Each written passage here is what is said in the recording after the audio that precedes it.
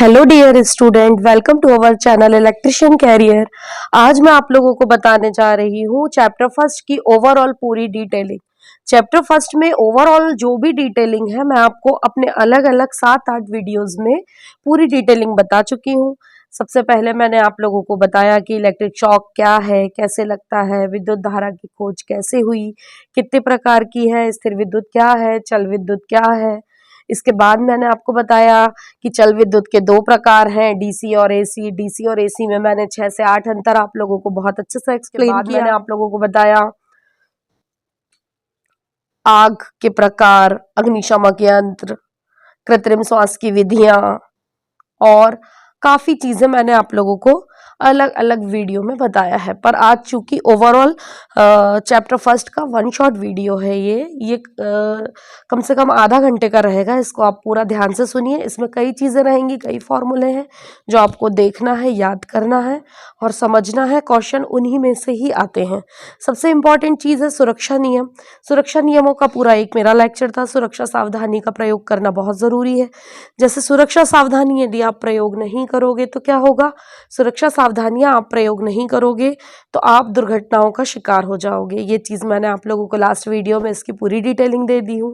विद्युत झटका क्या है ये भी बता दी हूँ कि जैसे ही हमारा शरीर विद्युत के संपर्क में आता है, विद्युत धारा हमारे शरीर में से फ्लो हो जाती है और जैसे ही विद्युत धारा हमारे शरीर में से फ्लो होती है, परिपथ पूरा हो जाता है और हमें झटका महसूस होता है क्योंकि हमारे शरीर की नसें वातड़ियां सिकुड़ जाती हैं। ये भी मैं आपको बता चुकी हूँ। अब ये जो सेकेंड चैप्टर है इसमें हम औजारों के बारे में पढ़ेंगे। जिस तरह मनुष्य के शरीर में हाथ और पैर होते हैं, बिना हाथ और पैर के व्यक्ति निशक्त हो जाता है, उसी तरह मानव शरीर में हाथ और पैर की इंपॉर्टेंस जैसे होती है, उसी ही तरह टूल्स, एक इलेक्ट्रिशियन के लिए टूल्स भी बहुत इंपॉर्टेंट होते हैं। औजारों के बिना एक इलेक्ट्रिशियन अपने कोई भी कार्य को नहीं कर सकता। औजार जो है पूरी तरह इंसुलेटेड होना चाहिए। कब कहाँ कौन सा औजार प्रयोग करना है ये आपको इसकी डिटेल जानकारी होनी चाहिए। यदि आपको ये नहीं पता होगा कब कहाँ कौन सा औजार प्रयोग करना है तो भी आप औजार का प्रयोग नहीं कर सकते। कम से कम 45 से 48 औजार का पूरा डिस्क्रिप्शन है। इसको लर्न करने की विधि ये है: औजार का नाम, औजार का साइज, उसके बाद औजार की उपयोगिता। तो ये एक इलेक्ट्रिशियन के लिए मतलब कौन से साइज का औजार लगेगा ये आपको पता होना चाहिए कि इलेक्ट्रिशियन के लिए कौन से साइज का औजार, कहाँ पर कौन सा औजार प्रयोग करना है और किस साइज का कहाँ लगेगा। तो ये सब इंपॉर्टेंट चीजें हैं, ये आप लोगों को मैं बताऊंगी। इसके पहले चैप्टर 1 के जो हाइलाइटर्स हैं ये मैं आपको बोर्ड में बताऊंगी। चैप्टर 1 के जो हाइलाइटर्स हैं ये बोर्ड की सहायता से आप लोग इसके पूरे चीजें याद रखोगे कि किसमें क्या होता है। अब इलेक्ट्रॉन, प्रोटॉन और न्यूट्रॉन, अब इनकी खोज किसने की, इसका भार कितना होता है, इनमें कितना आवेश होता है, इसमें से क्वेश्चन हमेशा एग्जामिनेशन में आता है। मैंने आप लोगों को लास्ट वीडियो में बताया था किसी भी पदार्थ की संरचना, चाहे वो ठोस हो, द्रव हो, गैस हो, किससे मिलकर होती है? नाभिक, न्यूट्रॉन, प्रोटॉन और इलेक्ट्रॉन से मिलकर होती है। किसी भी पदार्थ के अंतिम कक्ष, किसी भी पदार्थ के सबसे केंद्र बिंदु पर नाभिक होता है। नाभिक पर एक बल कार्य करता है जिसे अंतराण्विक बल बोलते हैं। उसके बाहर न्यूट्रॉन होता है जो निरावेशित होता है। उसके बाद प्रोटॉन होता है जिसमें धन आवेश होता है और उसके बाद इलेक्ट्रॉन होता है। इलेक्ट्रॉन में धन आवेश होता है, इलेक्ट्रॉन में ऋण आवेश होता है, प्रोटॉन में ऋण आवेश नहीं, सॉरी, आई एम कंफ्यूज्ड। नाभिक में अंतराण्विक बल होता है, न्यूट्रॉन निरावेशित होता है, प्रोटॉन में धन आवेश होता है, इलेक्ट्रॉन में ऋण आवेश होता है। इलेक्ट्रॉन में ऋण आवेश होने के कारण जो उसमें अणु व परमाणु है वो रैंडम मोशन करते हैं। रैंडम मोशन का मतलब होता है इच्छानुसार गति। इसी से ही निर्भर करता है कि कोई पदार्थ कितना ज्यादा चालक है और अचालक है। मुक्त इलेक्ट्रॉनों की संख्या जितनी ज्यादा रहेगी पदार्थ उतना ज्यादा चालक रहेगा। मुक्त इलेक्ट्रॉन जितनी ज्यादा जटिल बंधों से बंधे होंगे पदार्थ उतना ज्यादा अचालक होगा। ये पूरी चीजें क्लियर हुई आप लोगों को।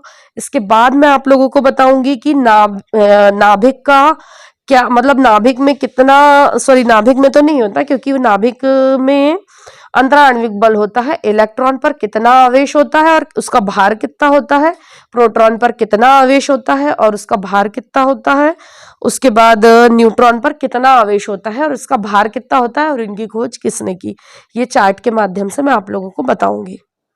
ओके, चलिए अब हमने क्या क्या देख लिया, इलेक्ट्रॉन के बारे में, प्रोटॉन के बारे में, न्यूट्रॉन के बारे में। तो हमको ये पता होना जरूरी है, क्वेश्चन एग्जाम में यही आएगा कि इलेक्ट्रॉन का भार कितना होता है, इसका आवेश कितना होता है, इसके खोजकर्ता कौन है। तो इलेक्ट्रॉन का भार होता है 9.02 इंटू 10⁻⁻³ और इसका चार्ज मतलब आवेश, जो हम पढ़ रहे हैं ना शुरुआत से आवेश, तो आवेश होता है -1.602 इंटू 10⁻⁻⁹ और इसके खोज करता है जे थॉमसन। प्रोटॉन का भार होता है 1.673 इंटू 10⁻27 और इसका आवेश होता है 1.602 इंटू 10⁻19 और इसके खोज करता है रदरफोर्ड। और न्यूट्रॉन का भार होता है 1.676 इंटू 10⁻27 और इसका जो आवेश होता है, न्यूट्रॉन निरावेशित होता है, हमने बताया था ना आपको, तो उदासीन और जेम्स चैडविक। ठीक है, एक AMU is equal to 1.66 into 10⁻27 kilogram. 1 kilogram बराबर 6.022 into 10⁻26 AMU। AMU automatic mass unit, Avogadro संख्या होती है ये। एवोगैड्रो संख्या बराबर 6.022 इंटू 10⁻23 मोल। नाभिक की त्रिज्या 10⁻15 मीटर के क्रम में होती है।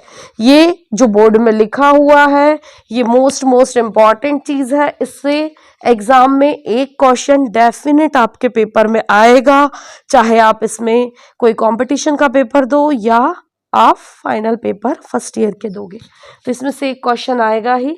ये पूरा बोर्ड बहुत इंपॉर्टेंट है, इसको याद कर लोगे।